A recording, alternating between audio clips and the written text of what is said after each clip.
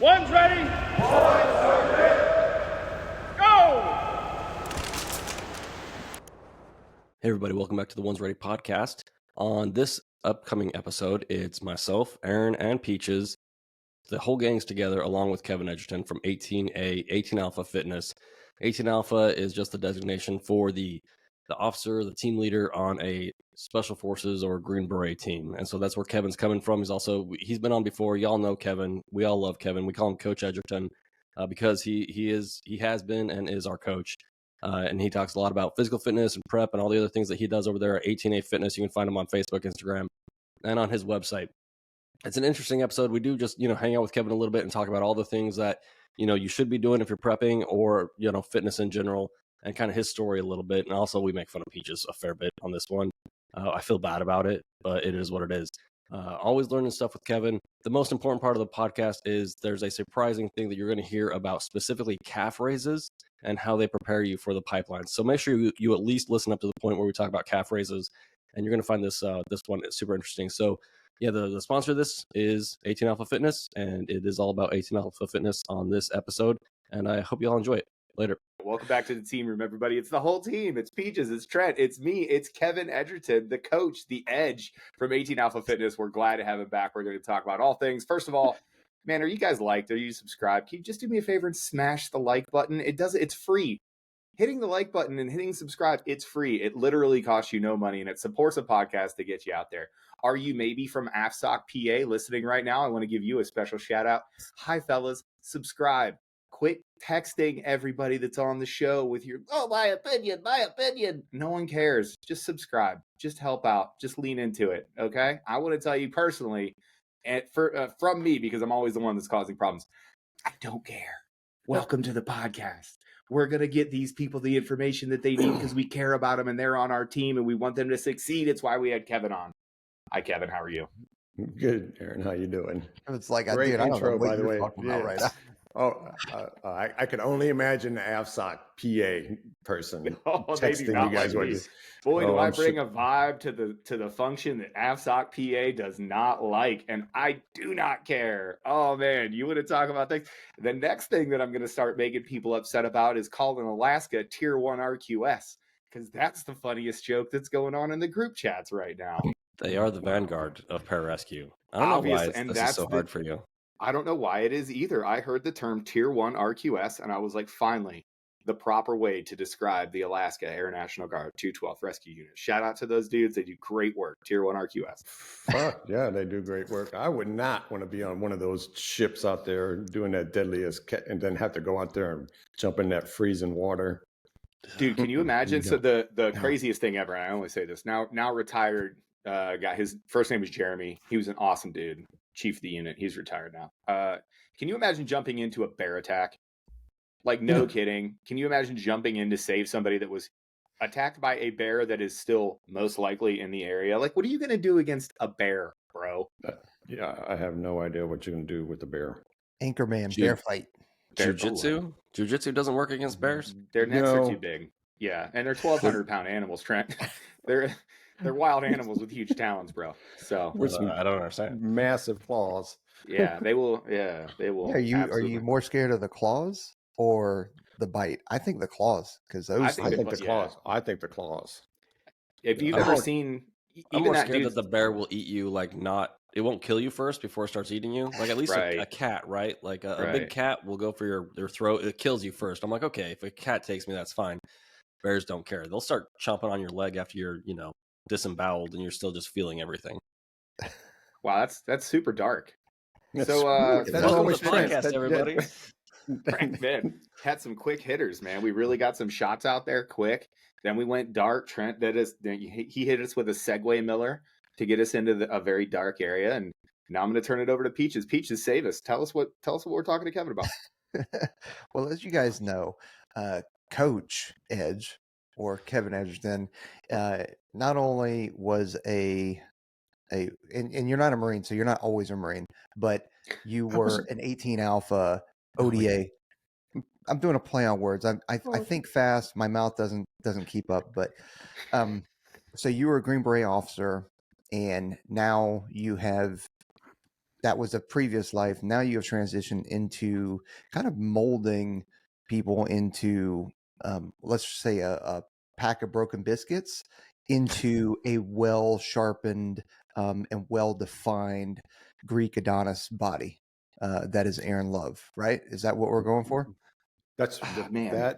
that is what we're going for. Aaron Yeah. Love's Okay, cool. body. Yes. So Oh, you're man. doing you started 18 Alpha Fitness, and the whole premise of 18 Alpha is in the ODAs, you know, they're 18 series folks, and you know, the Alpha is the officer, then you have the Bravos, Charlies are the engineers, Bravos are the kind of more weapons folks, the Echoes are the comms dudes, the Deltas are the medics. So kind of go into, you know, your time on the teams and how that helped shape what you're now doing today.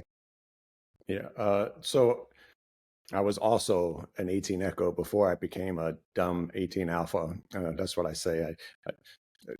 It is what it is, right? Prior to me becoming an Alpha, I was an Echo, and I was in the 3rd Battalion, 1st Special Forces Group. And you know, I saw other captains out there, and I was like, well, I think I can do what they do, you know. So it's like, hey, it's not that hard, right? It really wasn't that hard. I don't know why that was so funny to me. You just look at people, you're like, that idiot's a captain? Oh, I can totally do that. I can totally do that, right? That I should go get the same. I should get the same pay as this idiot. What am I doing fixing all these radios?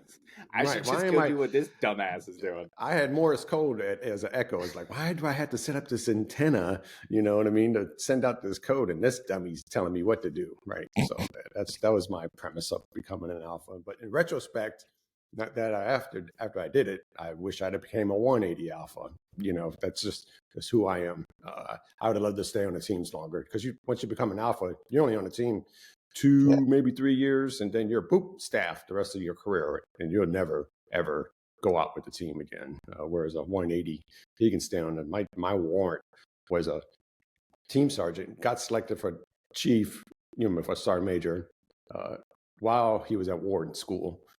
And then he transitioned and became a warrant, you know, retired as a CW 3-4. So, you know, he was on teams for like 25 years, man. So, you know what I mean? That's just, you know, if you want to do it the right way, guys, go enlisted and then become a 180 Alpha, because you can do it too. 100%. Warrant officer, Air Force needs to bring on more warrant officers. I know we've done it with the cyber folks, but to have it in special warfare would be awesome. And you know, and they're not talking about it, folks. I do want to put this out there. Like, yes, warrant officers are coming back, but it's only for a very, very focused couple of career fields. Cyber, I don't think there's even anything other outside of cyber. Is there, Peaches?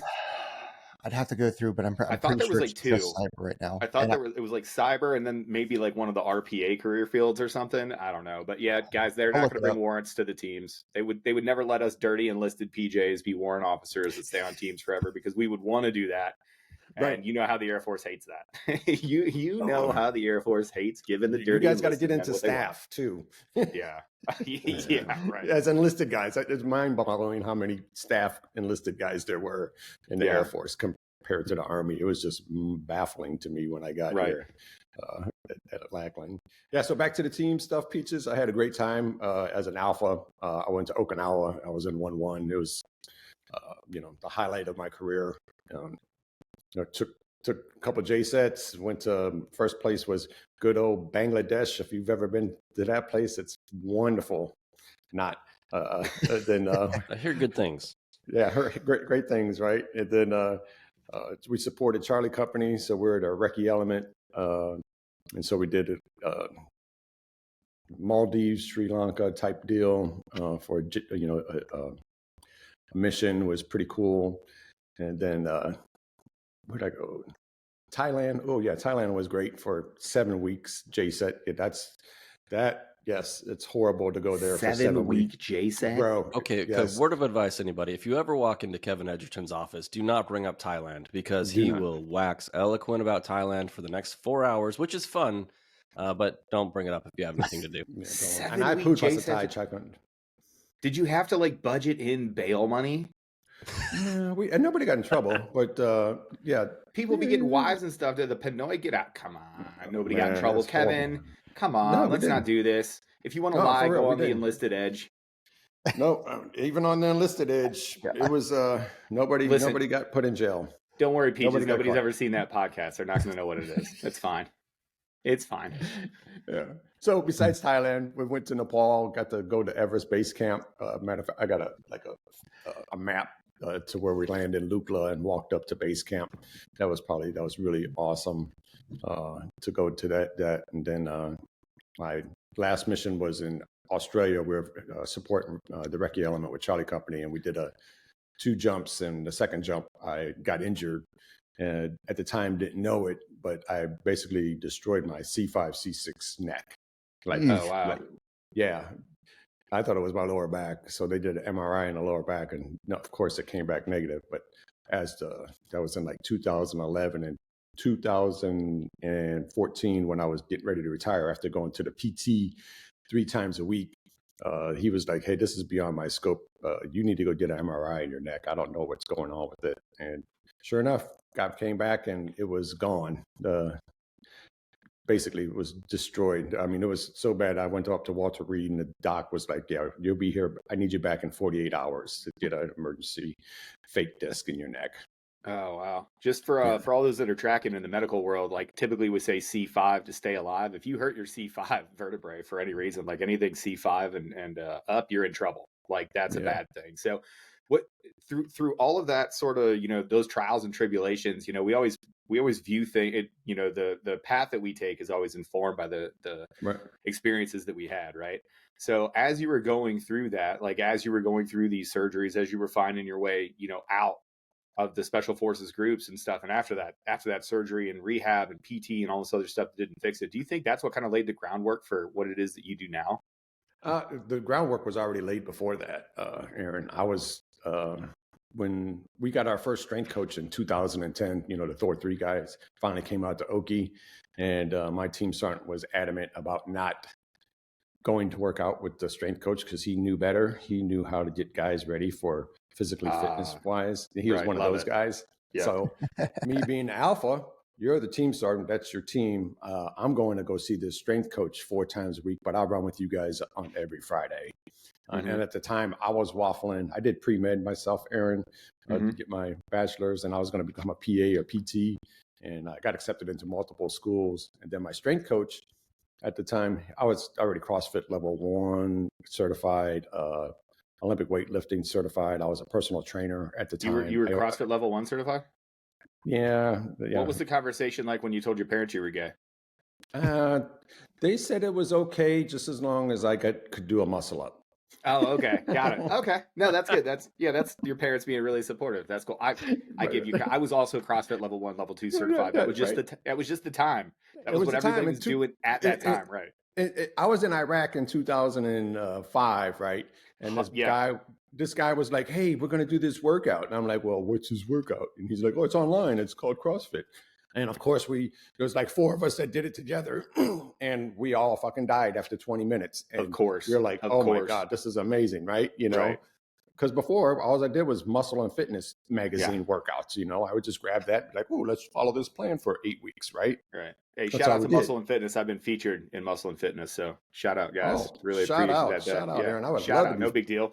No big deal. I can't say I'm naturally published. It's not like I wrote the article, but you're right. Like in that time and context in fitness, like we were all doing the same thing. We watched those videos of Greg Amundsen. If you guys remember that dude, he was the shaved head jack dude that was doing weighted pull-ups with like 100 pounds. And they were in there doing, that curly haired girl, Nicole, was doing, they were doing nasty girls, and people were like, what is this? I was, I poke fun, but dude, I was a main site CrossFit guy. Like they used to, the main site, CrossFit main site, before there were all the other offshoots, used to just put out a daily WOD. Yep. I was a main site CrossFit daily WOD guy. My whole pipeline, like 2000, 2002, 2003, it really wasn't that big. 2004, 100%. And then 2005, 2006, as I was, in the pipeline training to go to selection, bro. Yeah, whole pipeline. So yeah. I was doing like 2 a days when I was in Iraq, following the main site. It was, I came back to Colorado. So from sea level, went back to Colorado and ran my fastest 2 mile ever. You know what I mean? It's like, and every number went through the roof. It's like, oh, this is great. And then, after you do it for like 3 years or so. And you're like, whoa, this is I'm getting broke the fuck off because if you followed it the right way and did the 3 days, or there's one heavy lifting instead of every day is a wad, type deal. Yeah. It's fine. You know what Every I mean? day shouldn't be 100% just Right. all out. Right. And you don't know that because the main site never told you that. It was just exactly. like, oh, well, I guess we're doing Fran. Okay. Right. What did I think Coach Travis Barrett, what is it, redline every day or something like? Yeah, he's got a little saying. He did. Yeah. He was like, you can't do that. You can't program, max effort every single day. And that's what CrossFit was. It was, 3 days every single day of we're going to compete. And there was a leaderboard. Like people would go to like the leaderboard chat function and put in their time. Yep. So then there was, this whole thing. Yeah, it's horrible. But But going back to that, when we got the strength coach and was like, "Hey, Mike, well, what do you do?" But his background's a football guy. So, but at the time, he was showing me how to properly clean, how to properly, I would snatch, but I would never program snatching. Once you realize that there's no return and benefit in snatching because it's the risk reward factor for injuring yourself on snatching is not good or beneficial to students. So that went out. But when I first got here at Lackland, when I was a strength coach, it was there until you see people trying to do that. And you're like, oh my God, you guys are going to break your back or your arm is going to rip off because you guys just increase weight. So it's one of those learning curves that you do that, you change your methodology. But yeah, so if your form isn't good, you just call it a power snatch, right? Because everything's just power if your form is garbage. Yeah. So after retirement, Aaron, I was fortunate enough. I did an interview, and Jason Leiden was the guy on the other side of that interview. And talk about CrossFit. That's all we talked about, man. Well, hey, it got me the job, got me down here. When I showed up to battle at the time, they had the squat racks that were the worst squat racks that were ever assembled, that the J cups would break off in half. And then, immediately when stuff started falling apart, talked to Schroeder and it was like, hey, we need to get some better equipment. This is not going to last. And, the pipeline, the battle, being at battle was probably one of the highlights of being a strength coach at the time. Cause man, you guys had NDOC going on, attack piece selection going on, combat controllers that had 3,000 or 4,000 different selection courses, because every time they went somewhere, it was another selection course that I absolutely could not understand. That after being in for 18 months, that they had to go to Pope to finally get selected again. No pun, Peaches, because that wasn't your thing. But I could not believe that they would get selected, do their little thing, go to ATC. Some of them were airborne, SEER school, and then they would have to go to Pope to try to get selected again. And it was a nightmare. Yeah. So I think that got fixed up. But I mean, at the time, the attrition rate at Pope was only 23% would pass. And I took it over and I got it up there for 3 or 4 in a row where it was 66%. You know what I mean? And those numbers were unheard of at the time.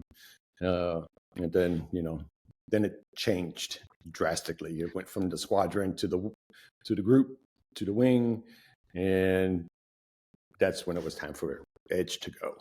Yeah.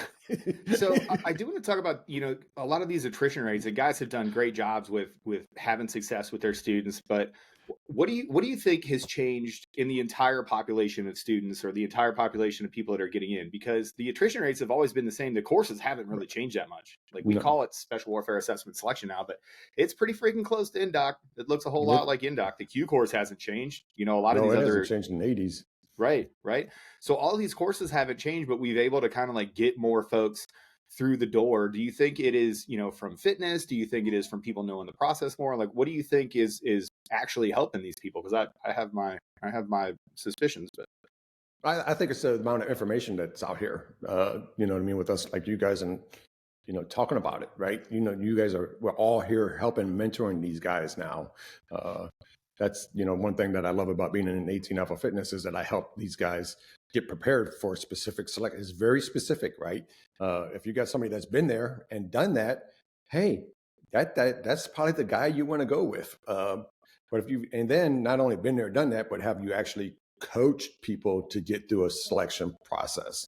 And I did that for 7 years. It's, you know what I mean? It's, you get to trial and error thing. And then with the information now, and then with Thomas is doing the swim stuff, that's huge for you guys, man. I mean, if you guys could get more of those out there to show these guys how to actually swim, because it's not, swimming is, granted, pre-dive school, all of you guys, I'm going to do my bowing to, because because it's Trent insane. got rid of dive school. Trent got rid of it. Yeah. Did you know that? Yeah. So according to the internet now, I'm the one that was like, controllers and SR, we don't need dive. No, wow, you don't. Trent, and you got that much power, huh? Yeah. No, 100%. It's just like how I just created the SR career field by myself out of nowhere without any input. I also just got rid of dive school. Got rid of dive school. He was like, you know what? Enough the good Lord Trent giveth, and the good Lord Trent taketh away. You know what I mean? I just want to say, I can't believe you did that, Trent.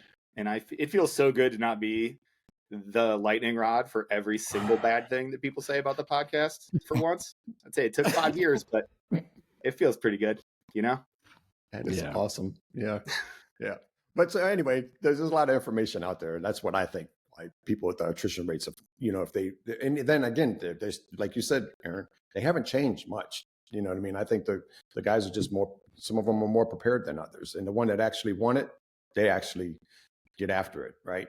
And with 18 Alpha Fitness, my attrition rate is still the same as it is across any special warfare, special operations selection. The guys that actually do it, guess what percentage that actually do the whole program? 60-something%. No, the whole program, like 90% of my program are workouts for 16 weeks. What do you think that number is? It's the same number. 100%. It's 20% that actually 20% of the guys that buy that program actually do the whole, 90% or more of it. Really? It's the same attrition rate. Yes. No way. So it's a commitment kind of thing. It's a commitment. Wow. It's all about commitment, man. If you're not committed and you don't have that drive, that self-drive and motivation to do it, what I tell people is my drive when I went to selection is going to be different than yours, but you got to find out what your why is. Why are you doing this? Why are you going to commit yourself? Why are you going to put your body through this grueling process? If you don't have a solid why, you're not going to make it. Yeah, I think people are more successful now because we can just hold Peaches up and be like, "This dude made it." Like, come on, y'all. Like hold me up like I'm a kid. Dude, I thought the same thing. Yeah, exactly. It's like if you guys are watching the video, you got to go over to our YouTube channel and check it out because here's what we thought.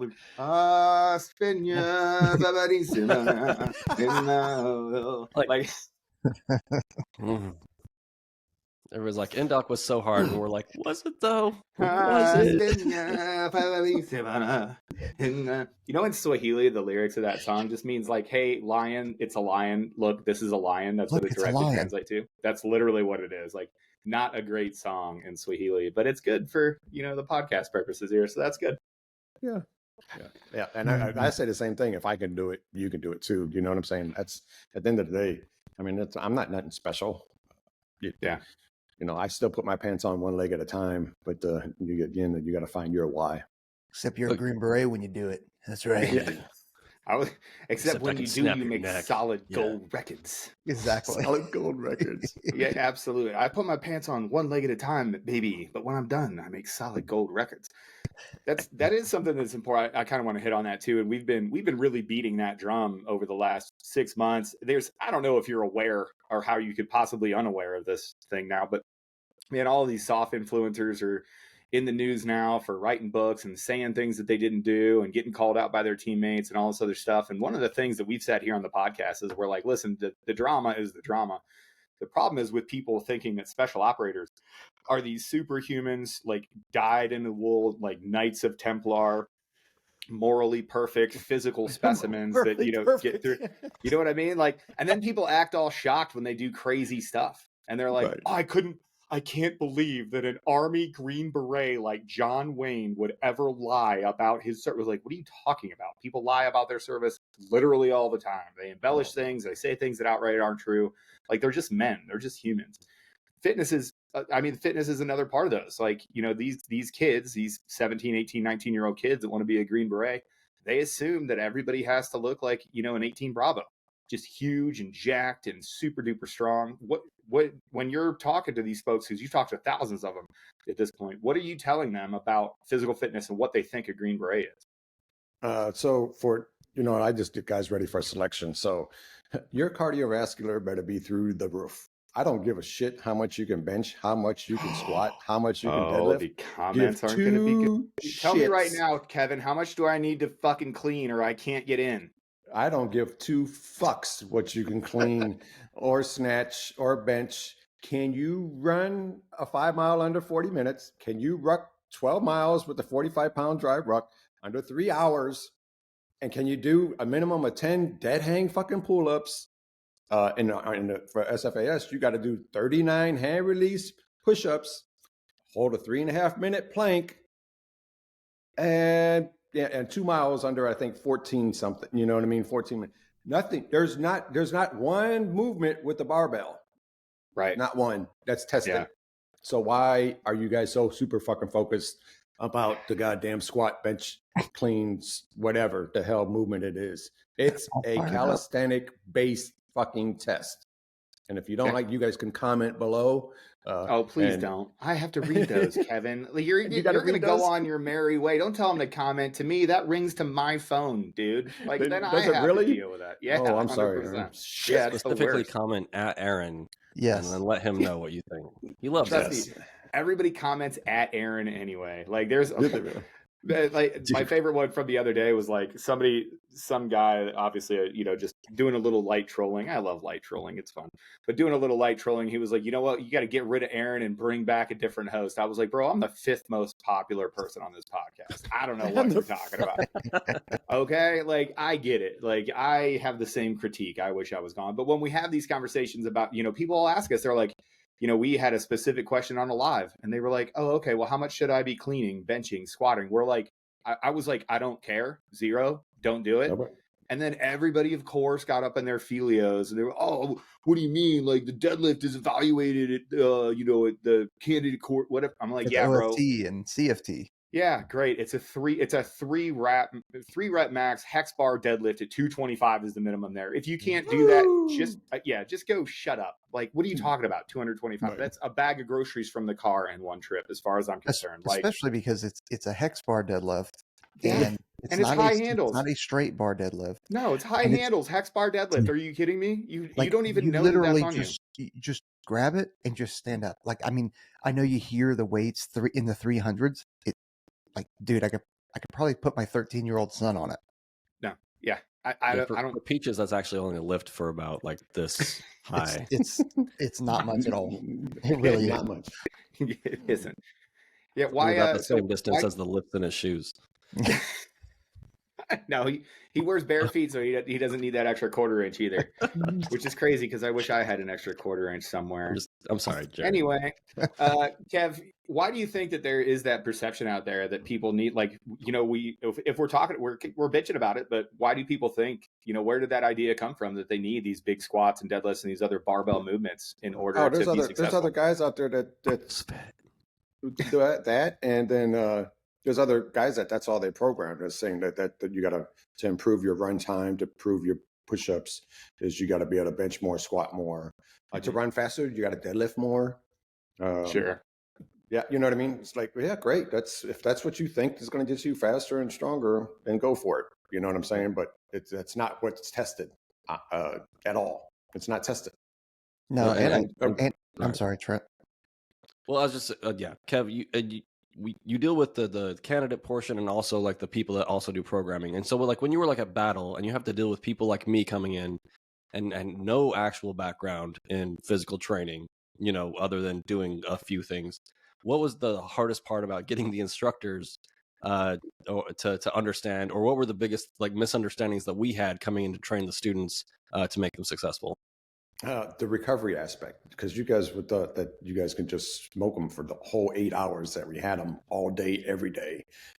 You know, oh, they're not working out. No, that's because they just worked out. They don't need to continue to work out for the full 8 hours that we have them. They're going to get 2. They're going to go for a run and they're going to go for a workout every day. or they're going to go for a swim, and then they're going to do a workout every day. You don't need to put any more stress on their bodies. Their recovery is just as important as the amount of work that you guys are putting on. But I want to, Kat. Like, you're not understanding, but I want to. I don't. But what if they wear the wrong clothes, Kevin? Am I allowed to fuck them up then? Oh, you guys always fucked them up. It didn't matter. We were just having the conversation this morning. I'm on a group chat that's it's fantasy football league. There's 9 PJs and 1 crow. One of the PJs, awesome dude. We were talking this morning, and he just got picked up to go work at Coco. And he was like, the last time that I was on that beach, Aaron, you were smoking the living dog crap out of us. Basically they broke 2 windows in a GOV in one weekend. It was pretty solid event. And their lieutenant told on them. That's the funny part about that is I know. Damn. Rat ass officers, god damn it. And, well, here's the crazy thing, and we're totally going to derail here, but so here's what happened. They go out, they get hammed. They're being students, they're in Cocoa Beach, they're on TDY. Of course they're going to do team shenanigans. And by the way, this is what I said at the time. Like when we found out that all this was happening, like we all just laughed. I rucked into work. So I rucked from our hotel into the section over at Coco. I show up, and already Chief Master Sergeant, now retired, Robbie Bean, was livid. And he pulls me. I think I was either the instructor flight chief. I think I was the instructor flight chief at that time. So he pulls me aside. He's like, Aaron, I need you, number 1, to check out this guy's elbow. Number 2, I need you to fucking tell me what's going on. I'm like, okay, Chief, what's up, man? I go over. This dude got all hammered and just like Van Damme, elbowed out the window in one of the GOVs down in Florida, right? He cut his elbow up. They did a very student job of taping it up. Like I looked at what they did, and I was like, guys, this isn't even cleaned out. Oh my God. So I had to clean him up, like clean his elbow up in the whatever. Well, I didn't know. And he was just like, yeah, man, I just cut it. I just let it go. I was like, listen, whatever. We didn't know that the window was broken. This was over a weekend. The lieutenant came to us, and he ends up owning up to the fact that they went out on their own, they basically went to an auto body shop, and they were like, we need this window replaced right now. We will pay you in cash. We will pay you extra dollars, but you got to replace this window. So they brought the GOV back. It's totally fine. Oh, and so I was totally happy to let this go and just be like, all right, well, yeah, tight, shenanigans are shenanigans.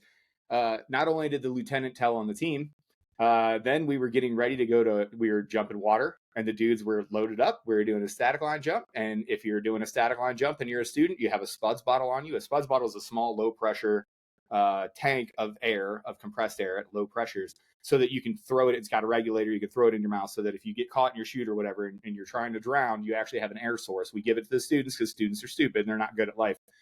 However, the guy gets in the back of the GOV. He goes to sit down, and he swings his spuds bottle into the big pane of glass that sits like in the back glass and just shatters it. I lost my mind. That is to say, Kevin, sometimes the instructors are going to get mad about things, and I was not thinking about the students' recovery as I was just smoking the living dog crap out of them on the beaches of Cocoa Beach. Well, that's you know what I mean. You got a reason to do that. You know what I mean. There was a method behind that. I wouldn't. It's not like I would say, "Oh, stop, please stop smoking to students." I'm there to train them. You know what I mean. I'd be out there laughing when the instructor, you guys were out there smoking the shit out of them. I'd still be standing there, but I'd just be like, "Hey," I would walk up to him if I got to a point and it's like, "Okay, this is not going to end well for anybody. Let's just, hey, can we tone it down just a little bit, or let's wrap this up?" Kevin, you're interested? You want to be involved? How about you mind your business, Kev? Get over there, coach. That's what the instructor would say. Well, then I would choke them the fuck out. I love it. You forgot that, right? I didn't forget shit. We've rolled together. I know exactly what's happening. Yeah. They would not tell me that. I would just, I wouldn't be, I would be, it's not like I'd be like, "Hey, stop this." I'd be like, "Hey, right. Okay, that's good enough, Yeah. And then they would look, and I'd go, "Okay, You're killing them."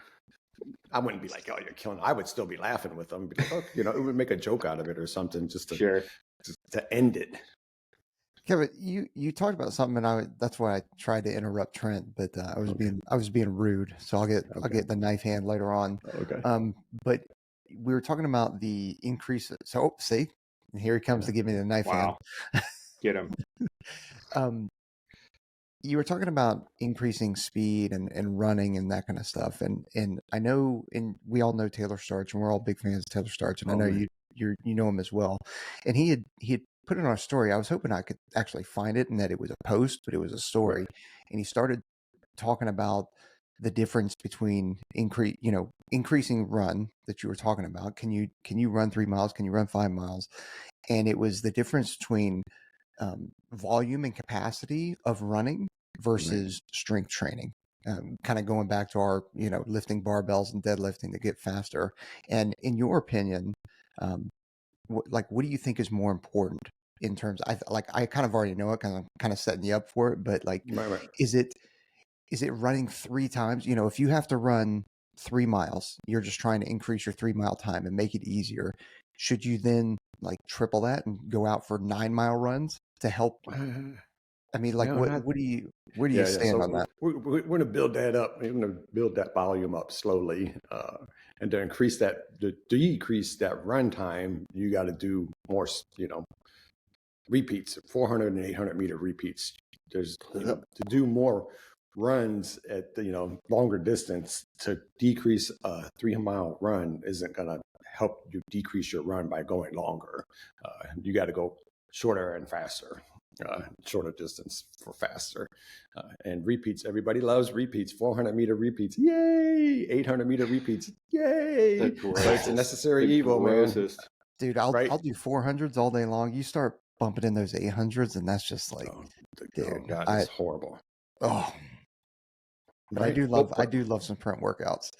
But why are those so valuable, Kevin? So when you talk about 400 repeaters or 800 repeaters, why are those runs so valuable? What are some things that folks get out of? I'll tell you, number one, it's to recover. You got to be able to recover for your next evolution, and it's just not just being in the pipeline. We're talking once you're out of the pipeline, when you're in an actual fight, and you got to be able to calm that heart rate back down after your shit's going through the roof. You need to be able to control it, to get it back under control, and that's one of the best tools to do that with is 400 and 800 meter repeats, to be able to control and regulate your body. Yeah. What do you think the rest intervals should be in that then? I do 1 for 1. Okay, so it takes you, a 400 takes you a minute and a half to go around. Yep, so then you wait for a minute and a half. Yep. Okay, 12 minutes. I have them check. Sounds like you got a good day. Yeah. Check your heart rate too. If you get that thing, back down to where it's pretty close, that's the recovery, is that heart rate. If you can get that thing back down at least by 30, 35 beats from where it was when it ended, you're good to go. Yep. The other thing there too that's really valuable about these repeaters is pacing. People don't understand what it means to run, a 7 I don't know how many IFTs that I've ran where you watch the fluctuations between 400, it varies widely. People have no idea how fast it is that they run. Because again, there's a misconception, I'm just going to put some miles on my feet and I'm going to get out there and I'm going to run. I'm not blowing anybody's hair back with this. Your 6-mile pace is not the same as your 1.5-mile pace. Those are two completely different paces. You are not, unless you're a really good runner. And obviously we're talking on the high end skill part of it. Of course, that pace is going to be the same. The Boston Marathon champion and world record holder ran something ridiculous, like a 4:08 mile. And he ran every single mile was 4:08, the entire time. It wasn't these huge swings. Yeah. Go ahead. Well, it's just, what's unique about at our selection, after you do the PT test, the runs, you don't know what the distance is. Right. So you better be able to when you take off, you better not take off and go too fast, because you don't know if it's going to be the 7 or 8 mile run. You don't know if it's going to be a 5-mile run. You don't know if it's going to be a 3-mile run, because it's not in a circle. You know what I mean? That's where that pacing, that's where the pacing is really, really important. As you guys, you future candidates out there, you should know what running a 2-mile feels like, running a 3-mile feels like, a 5-mile, and then an 8-mile. You need to know what that feels like. And, you're going to have great success if you know what that feels like. Each one is totally, vastly different. Yeah. And after thousands of miles, in the pipeline in my career, now I do not run now. It's great. I'll just fight and do cardio, do zone 2 cardio. Right. I don't want to run. I just don't like it. But I'll tell you what, I know exactly what I'm like. Hey, if I'm just going to go out for a run today, I'm just going to run for, 30 minutes and then I'm going to run back to the house, 30 minutes out, 30 minutes back. I have a pace that's just in my head and it feels right. And I feel like I can go forever. I feel like I ease into it. I warm up after a mile or two. And then from there, you're just like, okay, cool. But if I'm doing those repeaters, I'm like, okay, well, what pace am I running at today? You know, I'm running at a 6-minute pace. Okay, I know exactly what that is for a 400.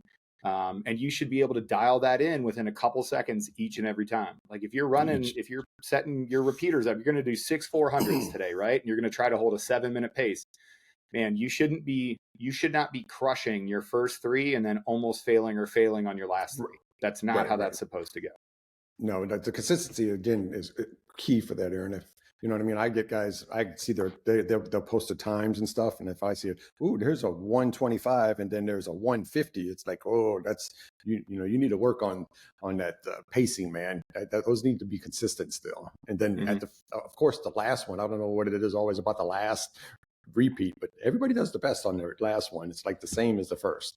Where's that motivation on the first couple? You're telling me, they beat their last 400 by like 15 seconds. You're like, you're telling me you could have been 5 seconds faster on every single one of them prior to now, and you were just holding it in the tank. Like, okay, that's like cone science. Well, but Kev, like, so we talk about like getting there, right? But like to get that pace, to understand how all these things feel. Like, how long does it take the average person, like, say, coming off the couch? Like, how many miles and how much time do I need to spend running before most of these people actually have an idea of what it means to have that pace and to be able to work these things out? It's the same as for your cows, right? Like, some people are like, well, I can do these many things. It's like, yeah, but can you do them every single day consistently? And so, like, how long does it take most of these people to build up the requisite training volume so that they have an understanding of what it is that they're actually doing? Off the couch, never done a sport, about a year. I'm telling you, about a year. It's going to take you, and that's a solid training. I wouldn't be like, oh, let me get off the couch, and then 3 months later, 90 days, I'm going to go sign this contract to special warfare, become a PJ, and you never put that stress on your body. You got to, man, that stress on them shin splints is not going to be good, man. And especially for the ones that's never done a sport. God, I just don't understand how kids nowadays are inside like playing video games and they're where did the kids you walk around the country and you're like, where did the kids with casts go? Like, you would look around, like, I remember when we were growing up, like, there was always one of my friend broke both of his arms 2 times in a row, as a matter of fact. He fell, like, no kidding, fell out of a tree, tried to hold himself, broke both his arms. His name was David. He finally got out of those casts, and literally like 8 weeks later, he did the exact same thing. He was in the cast again. Hilarious. But you're looking around, and that doesn't exist in today's world. I don't remember when the last time, and it's because kids aren't going outside. They're not doing that risky behavior. They're not climbing trees. They're not playing sports. They're not doing all these other things. They don't even ride a bike. You're right. I don't see kids outside riding bike, man. I was never. My son was on my bike all gone. Well, because your son's badass, man. Yeah, fucking cool kid. But so that I want to really dig into this because it's a nuance. It's something that you provide with your experience that nobody else is talking about. Like, this is where you really make your home, is that you understand the difference between being able to get ready and train. Like, I can take any dork. Like, if you're a high school athlete and you're somewhat athletic, I can teach you in 3 months how to get ready for these schools. Like, you're like, hey, don't go sign up in 90 days. You know, you're probably going to have a bad time. I could take any dork and get you to get to the physical requirements, but you are way smarter than me, and you understand that you need that year. So you need anywhere from 6 months to a year, depending on your training level.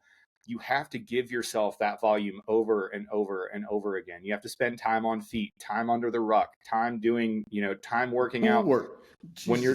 When you're sore, when you're tired, when you're just absolutely smoked from the, sore and tight and not feeling like you're moving good from the day before, and you have to get in the pool the next day and perform, you understand, like very few people in your space do, that you need those doses of training, those doses of stress in order to get ready. So I love it when people talk to me and they're like, listen, I'm going from zero to hero. I played sports in high school, but I've been out of shape recently. I'm going to start training. I'm signing up in 90 days. Do you think I'm going to make it? And I'm like, nope. Because come 4 weeks, 5 weeks into your selection program, you're going to be just broken down. Off. Yeah. So I know you design your programs like that. I know for a fact, because I've done it. I was one of the 20% that got all the way through. No big deal. I'm the best person ever on the history of the planet. Leave your comment in the comment section. But I'll tell you what, man, by the time that I got done, I felt durable. I felt like I had more durability for what I was doing. I did the kettlebell for the BJJ program, which was fantastic, by the way. But I felt like I had more durability. I felt like that program taught me lessons through the program about, hey, sometimes you do need to scale. And sometimes if you go really hard the day before, you may need to calm down some of the other stuff. And you would tell me directly on the app, you'd be like, hey, it looks like you just crushed it yesterday. Why don't you freaking calm it down today or whatever? But why is that additional stress so important? Like, as you're building these folks up to get ready to go to their selection, why is that stress so important in that first 6 months to a year? Because you got to build the tense, the muscles, they got to be ready to withstand that load, because it's going to be constant pounding. You're not going to get driven around. You're not going to ride no Uber to go from one place to another, right? You're walking, right? You're not going to, and those extra miles in between, you're going to walk everywhere you go to Chow Hall, to the event. So your muscles have to be able to withstand all that load. It just isn't the stress of the workouts.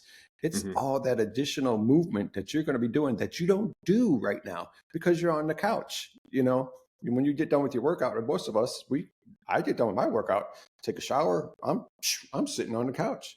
That's not what happens when you're at a selection. You still got to go, pack your up. You got to do your laundry. If you got to go to the BX or something, you got to get there. And it's usually walking because you don't have a car.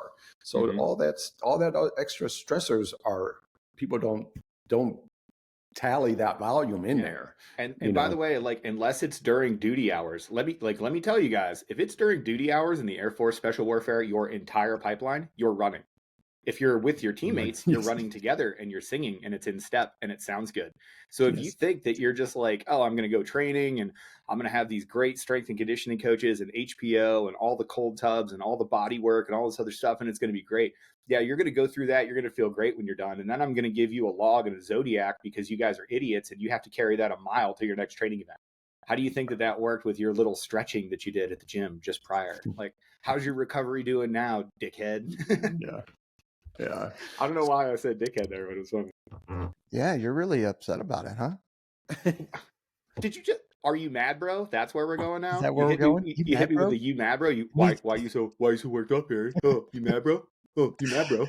No, I'm not. It was just funny. I accidentally cursed. I'm sorry.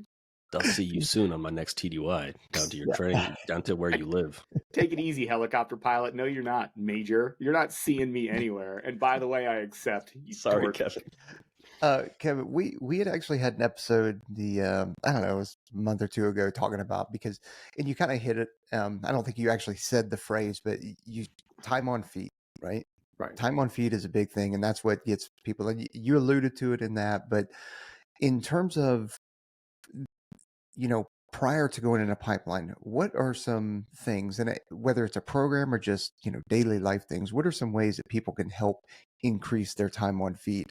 And sometimes in ways that you wouldn't even think about it. So I would, you got to get out there and walk from point A to point B. Like if you got to go to the store, just walk.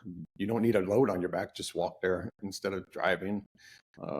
That's one way. And then take your dog for a walk. Go outside and go walk to the park and go enjoy the park. Just get out and walk more is how you can get that time on your feet, is just walk as opposed to driving or riding bikes. Yeah.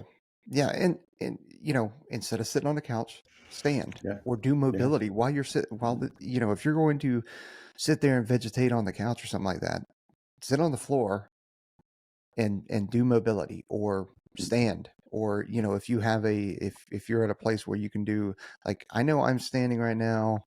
I think Trent's sitting because you're standing right now, Peaches? Yeah. His camera's actually on the floor, which is a funny thing. He's not even on a tripod. That's all. I've got it angled up so you can't see the carpet. Yeah. That's a funny part about this podcast. Peaches stands, I stand, and Trent sits, and you can tell because he rotates. He does this little thing here. Yeah. I get way too animated if I'm standing, and then my whole body is like in and out with his hands. He does his whole thing. Yeah, it's pretty funny. Hey, But but we, Peter, you yeah, did hit on something though. While I am watching TV, I'm usually sitting in a 90-90 or a butterfly or frogger stretch, especially if it's during like a football game. And because sitting in a regular chair doesn't feel good. If you are sitting in a chair, do some rotation. Like I'm sitting in a chair right now, just grab that leg, reach up, go to each side, just move. People just need to move more. yeah. It's It's such a so wild basic. thing. People You will want to sit on describe their the 90 to 90? yeah, because and before we get into this, people will sit on their couch and they'll be, oh, my mobility is so bad. I got to find a way to find it on the internet. Oh my God, what if you sat with good posture when you sat down on your couch, first of all? Yeah. What if you decided to do the couch stretch, the table stretch, and the lower back stretch while you're Right. watching a football game? People are like, oh, I don't have enough time for mobility. Oh, really, homie? You can't stand up at work. You can't stretch your hamstrings while you're sitting there. I bet Do you some could. monkey fuckers. I love monkey fuckers. That's one of the best Can you please explain mobility that? ones, man. What's Of that? course you do. Yeah. I say don't explain it and just let people think about it. Yeah. Oh, yeah. Okay, that's actually better. Yeah, that's a good one. Well, Yeah, I can stand up right now and do that and show you. Well, go ahead, buddy. Go for Don't it. be so coy about it. Let's get yourself let's a do little this. bit. Yeah. this is how we here can we tell go. whether or not Kevin's actually wearing pants. Yes, I am wearing. What is this? You look great. It's like the pandemic and Oh, Zoom. the monkey foot. Yep. Yeah. Those are awful. Well, and then like you And get we'll to only that do bottom. those at a 4 count. Well, and then if you can get to that bottom position and you pin that elbow to the inside of your knee, and then you just rotate out. Like, look at that. You can actually add this in, and then bam, and then you go back up to the top of the monkey fucker. Oh, look, and now we're good. Wow, it's almost like we're doing dynamic movement. It's like we're stretching tissues in different ways using different planes of movement, and you're finding ways to get mobility in places that you know. Kevin looks so comfortable in the bottom of his squat there as a 700-year-old guy with all of his injuries. That's amazing. Yeah. And you know what's only 55. wait, only only You don't look a day over 70, yeah. dude. That bottom squat position too, the one that I like that Kelly Starrett test where he goes, just sit in that for 10 minutes. Like, Dude, that is a gnarly 10 minutes. 10 minutes is rough. I've done it just because he said to do it. It's like, oh, let me try this. And it's like, And it's a gut check. Like, I picked this up from my son is an Olympic weightlifter. He's no big deal. Just let me brag on him real quick. 17th strongest under 17th Olympic weightlifter in the nation. He won. He didn't win. He was at nationals this year, so placed 17th. Not too bad. 17th in the country. But his strength and conditioning coach has him do a mobility / conditioning drill. You start off with a barbell. Okay, it's a Tabata, so it's 20 seconds in the hole of a squat, 10 seconds standing up. You start off with 8 rounds, but you just start off with a barbell, and your goal is to gradually during your training cycle work up. So I've been as high, like when I'm doing this consistently, I've been up to like 135 pounds. And the only thing is you put the bar on your back, you hit go. When the clock hits for your 20 seconds, you just drop into the bottom and you stay as active as you can, right? And you just manage that barbell. It doesn't sound like a lot. Oh, that sounds horrible. That sounds horrible. It's conditioning. I'll tell you what, like 4th or 5th round into it, even with the barbell, even when you're I urge everybody out there to try it. So Tabata is 20 seconds of work, 10 seconds of rest. You're going to put the barbell on your back. Your time starts. You're not allowed to put the barbell down until you're done. When the clock hits go, you go 20 seconds in the bottom of your squat and you stand up, you get 10 seconds rest. Do that. Start off for 4 rounds and see how you feel. If you're a conditioned athlete, try it with 8 rounds to start. And then your goal is to continue, right? Like if you think you got a big squat and you think you can handle, 95 pounds in the bottom portion of a squat, go ahead and try it. I will tell you, it is rough. It's as much conditioning as it is mobility, because when you get fatigued, those tissues start to loosen up. You start to get like way in the bottom of the squat. I've noticed my hip mobility improves from that, my knee mobility and my ankle mobility from those 3 things, just sitting in the bottom of that squat. Really, really good workout to try. I'm going to have to give that a whirl. Oh, dude, it's a tough one. It's one of those that it sucks, but I've added, it's like the Jacob's ladder for me. I hate the Jacob's ladder, but I do 2 sessions of 1 hour on either the Jacob's ladder or a Stairmaster for my cardio in my training splits. That squat workout in my leg day, I know it's coming at the end of every single one of my leg workouts. I hate it, but also when I get done, I'm like, oh yeah. Yeah. Dude, that's gnarly. And I know we've been talking time on feet and we're kind of running low on time, but I did want to talk about a little bit like time on hands too, whether it's the front leaning rest or the grip strength for the pull-up bars. So if you cannot get your hands into this position at 90 degrees, You guys, can you see that? Mhm. Yeah. If you can't put that, if you're like here, your wrists are going to be shot, man, doing in a push-up position in any selection, because your wrists need to be able to bend to get into that 90. Then you better start doing some magical stuff with your wrist and fingers. And if you need to, go to Trent's and mine 18 Alpha Fitness Mobility one that's on YouTube there. That will help you out a lot to get those wrists ready, because he loved that one. I did love that one. At least I didn't cramp up and feel like a little girl during that one. But also, like there's a really easy way to make your team hate you when you're all up on the pull-up bar. So like in the pipelines, it's not just like you do the PT test and you do like your 12 pull-ups or whatever, right? And it takes you 30 seconds and then you can just hang there and get off the bar. When you move into like group, push-ups or group front leaning rest or group pull-ups, man, if you cannot hold onto that bar, you are a serious liability right away. And the cadre will sit there until all of you, all together, do the number of pull-ups that you're supposed to do together. And so instead of doing your 5 pull-ups or your 10 pull-ups for your ins and outs, like some of these teams will end up doing like 20 pull-ups, because it's not that the guys are incapable, like with their lats or their backs, of pulling themselves up, but you see their grip strength go all the time. You can tell the folks that have not spent enough time on a bar. So how do you get after that? And is it the same concept of like just volume to get there? Yeah, it's all time under tension. Not volume. It's I do this double one that my guys love when I program it. It's my pull-up workout followed by my hanging abs. You want to talk about having grip strength, and that's what it's for. It's for to build up that grip strength. So when you are in team pull-ups in unison, that you can actually withstand that, because your grip strength's always the first thing to go.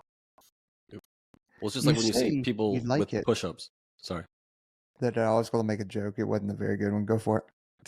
No, but like people are like, oh, I can't do push-ups too. But you see their core go first, like it's all these little things. To me, like your grip strength, your core, and the time on feet, right? Your cardiovascular, being able to move yourself around. Those are 3 things that seem to be, Achilles heels of a lot of these folks joining the pipeline if they haven't gone through the 18 Alpha Fitness program. Right. Yeah, and if you don't know what a hollow rock is, and if you want to talk about building up your core, you should do that. I got a good little story about that. My daughter's used to be a gymnast, and I would just move down here to good old Lackland, and I thought I had a good core. And I went home back to North Carolina, because that's where the family was at before they moved here. And my daughter was like, oh, I got to do this workout. It's during the holidays, I mean, I'm like, I got here in October and I went back home in December. And I was like, oh, I'll do this with you, baby. She showed me she's like, oh, no, Daddy, you're doing it wrong. Your shoulder blades got to be off. Only your lower back can touch. Lift up your feet 6 inches. And she's just repping out like, wham. She's then it's like sets of 50 of these things. I did like 10 and I thought I was going to die. I was like, oh, I think that following Monday, I brought that back to battle. And boy, did the guys love doing hollow rocks after that. The hollow rocks is the money. I'd never done them before your program. And when I first saw it, dude, I was like, this isn't bad, dude.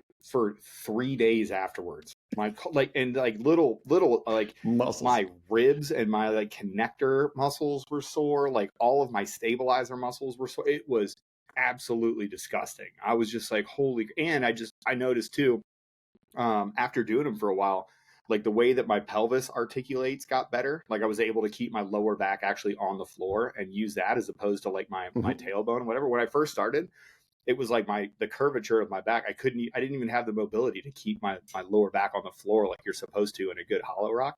But man, throughout the program, I was able to actually complete them as they're supposed to be done at the end.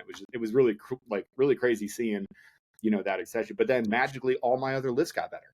I felt stable in the bottom of the squat. I felt better when I was doing things. It was crazy. So that's another good one.